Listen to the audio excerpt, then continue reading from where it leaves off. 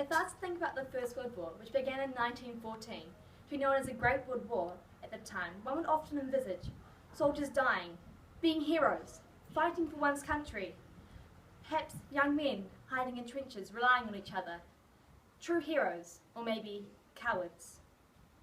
Yet one perspective that we tend to overlook is that of the mothers, sisters, wives and children who remain behind, all but forgotten at home. The women who have to keep on going, although all the men are gone. It is these women, perhaps, that exhibit some of the greatest strength in the endeavours of war, to appear normal, yet never be the same again. During the war, the women who stayed behind were often powerless, as they're forced to wait for letters of their loved ones. This precocious wait for news often led to literature being written about the anticipation for news. In this first wave of war literature produced was predominantly pro-war, inspiring women to have hope and support their war movement, with songs such as Keep the Home Fires Burning by Ivor Novello, or poems similar to War Girls by Jessie Pope. This form of propaganda was yet another way to instill courage in the face of hardship that everyone endured in the time of the war. However, in the conclusion of the Great World War, it was hard to sustain this hope and resilience at the time, and war literature started to arise, which was anti-war, with solemn poems such as Perhaps by Vera Brittain, or Lamplight by May Cannon emerging, highlighting the continuous and unseen struggle that women went through to attempt to stay strong while facing the loss of their loved ones in the aftermath of the war. Literature written during the war at the beginning tended to fall back on the romance of war, the gallant knight rescuing his delicate damsel in distress. This ideology of past wars subjugated men and women into set roles during the time. The men were put under the impression to go out to fight courageously for the country, while women were persuaded to support their men from home.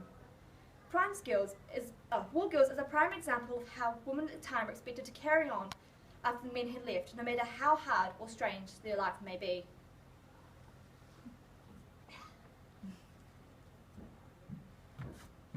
There's a girl who clips a ticket for the train, and a girl who speeds the lift from floor to floor. There's a girl who does the milk round in the rain, and a girl who calls for orders at your door. Strong, sensible and fit, they're out to show their grit, and tackle jobs with energy and knack, no longer caged to pinned up. They're going to keep their end up, till the khaki soldiers' boys come marching back.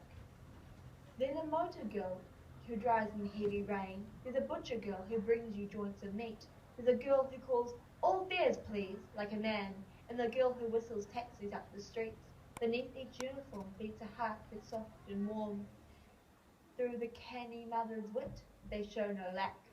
But a song statement this is, they have no time for loves and kisses, till the khaki soldier boys come marching back. War Girls was written from the point of view of women who stayed behind in their homeland during the war and portrayed how strong, sensible and fit the girls could be without the men, and could keep their end up until the men finally came back. This poem was written in such conviction, as Jessie Pope was one of the women who remained at home during the war. This personal experience of being left behind during the war was strongly conveyed with the constant use of plosives, as a harsh sound such as clips, fits and motors creates the illusion that women were strong enough to get through this time. This contradicted the traditional use of plosives, which are often used to convey in a masculine context, while softer sibilant sounds were frequently used to describe women at the time. So it illuminated the transition that women went through at the time, such as Jessie Pope, who were no longer caged by the chores of man, but tackled jobs that were traditionally men's responsibilities. Jessie Pope uses constant repetition of girls as a way to direct a message to the men that the girls are strong enough to survive without the men and could carry on while the men were forced to fight. On the other hand, the song Keep the Home Fires Burning was portrayed as a message from the soldiers to the women at home. Ivor Novello adopted the voice of the soldier within the song as a way to convey to the women to keep the hope alive till the boys came back, and the men must understand the struggles that the women were going through at the time.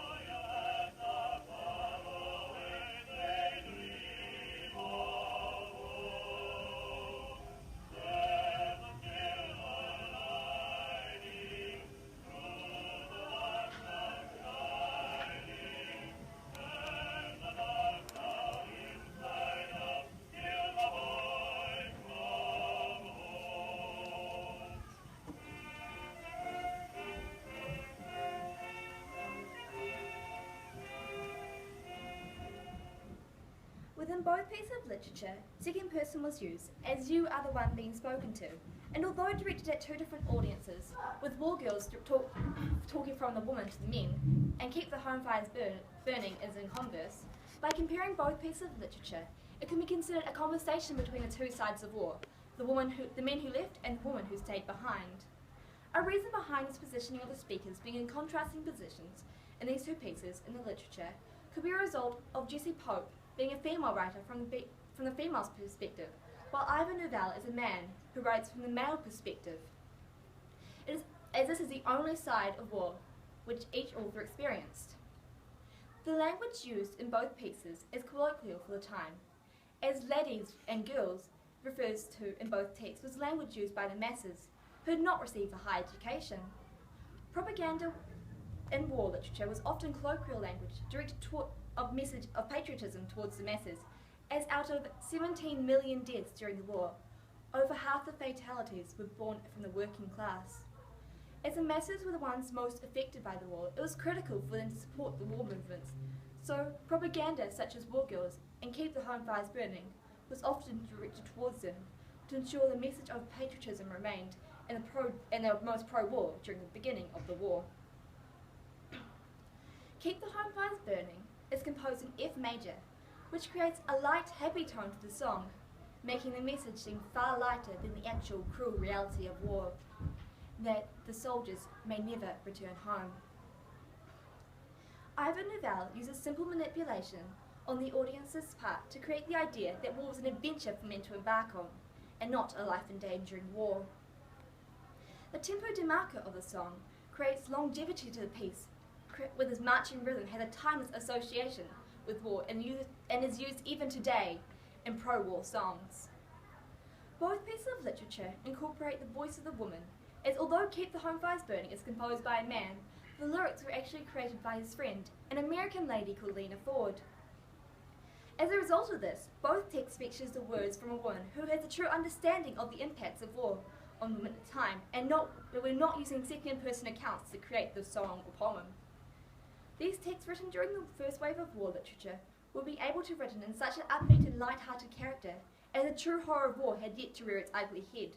So the people of the time found it easy to romanticize what war was, and unknowingly look over the smaller details of the time, such as the death and suffering of the war.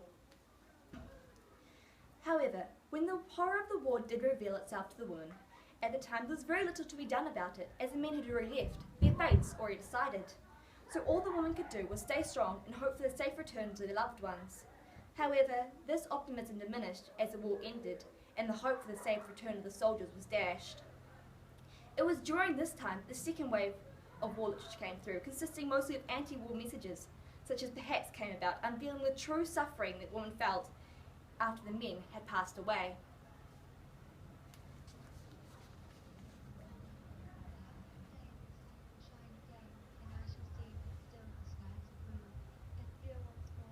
I do not live in vain, although regretted of you.